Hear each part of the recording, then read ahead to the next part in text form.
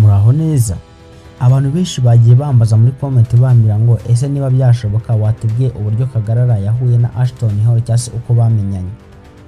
Hanyuma barongera barambaza ngo ese watubwiye inkomoko ya Kagarara cyangwa se ubuzima yarabayeho mbere yuko atangira ku mustar. Ibyo nibyo tugiye kureba. Mu minsi ishize nta muntu utarakurikiranye inkuru ya Kagarara na Ashton. Abenshi babonye amashusho yabo bari kumwe, abandi babonye impano bahawe, ariko hari ikibazo abantu benshi bibaza. Abantu benshi bari kwibaza ngo ese Kagarara yahuye na Ashton ate? Kuki abantu batangiye kumwita Ashton Simoro? Ashton Simoro nabyo turaje turebe iryo zina ahantu ryaturutse. Ese Kagarara ni muntu ki? Ese ubuzima bwe bwahindutse gute nyuma yo guhura n'uyu munyamerika wamamaye ku isi? Uyu munsi tugiye kureba inkuru yose kuva ku itangiriro kugeza n'ubu.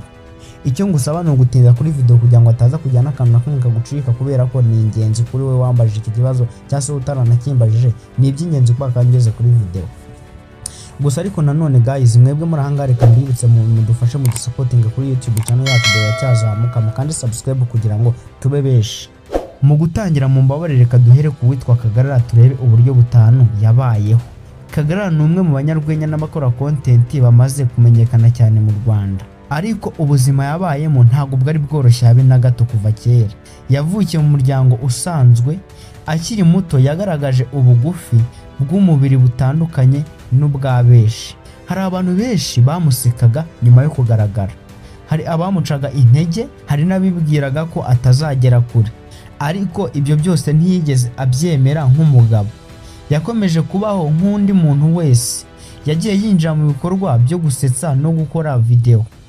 Buhoro buhoro abantu batangira kumumenya, abundi bwo nyuma yo kumumenya abafana be batangiye kwiyongera. Nubwo yari ataratangira kubona amafaranga menshi, ntiyigeze areka gukora. Yakomeje kwizera ko umunsi umwe azagera ku nzozi ze, kandi koko uwo munsi warageze, ubu aka kanya azigezeho. Igice cya kabiri tugiye kureba uko yahuye na Ashton. Mu rugendo rwo gusura u Rwanda, Ashton yagaragaye ahura n'abantu batandukanye, muri bo harimo n'uwitwa Kagarara, aka kanya hinduye izina yitwa Ashton. Ubwo bahuraga ubwa mbere benshi bahise babifata nk'ibintu bisanzwe, ariko uko iminsi yagiye ishira abantu batangiye kubona ko ubushuti bwabo burenze gufata amafoto gusa. Batangiye gukora imyitozo hamwe, bagaragara basangira, bagirana ibiganiro. Ashton yakunze uburyo Kagarara ahora aseka kandi adacika intege. Niyo mpamvu yakomeje kumwitaho no kumutera imbaraga. Mu rugendo rwe rwo mu Rwanda, Ashton yanasuye abantu ndetse anagaragaza ko yishimiye uko yakiriwe. Nubwo Ashton asanzwe asura ibihugu byinshi bitandukanye kubera akazi ke, uruzinduko rwe mu Rwanda rwakuruye abantu benshi cyane kubera ubushuti yagaragaje na Kagarara. Ibyo byatumye izina rya Kagarara ritangira kuvugwa no hanze y'u Rwanda. Abantu benshi batangira gushaka kumenya uwo ari we. Ubwo ngira ngo wenda twihuse cyane cyase tudatinze, uwitwa Kagarara ngira ngo mbibutse ko guhura kwe na Ashton byaturutse kuri video Kagarara yapostinze nyine akora nyine ari akora imyitozo nyine yigana witwa Ashton. Ubundi bwo iyo video nyine irapromotinga, ubundi bwo ahita na Ashton ibyo bintu bigeraho, ubundi bwo akomeza agenda mureba gake gake, ari nayo mahirwe nyine abantu bagiraho bakubwira ngo komeza ukore cyane. Ibyo byatumye Ashton yifuza guhura nawe. Igice cya gatatu tugiye kureba Ashton Simoro yavuye. Nyuma y'amashusho menshi Ashton yagaragayemo na Kagarara bari kumwe, abakoresha imbuga nkoranyambaga batangiye guha Kagarara izina rishya bamwita Ashton Simoro. Iri zina ntabwo ryahawe na Ashton nk'izina rye bwite, byaturutse ku bafana bababonanaga basa nk'inshuti magara kandi bakunda gukora ibintu bisa. Izina rihita rikwirakwira kuri TikTok, Facebook na Instagram na YouTube.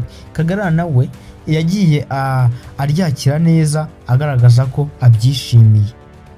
Byatumye abantu benshi barushaho kumumenya.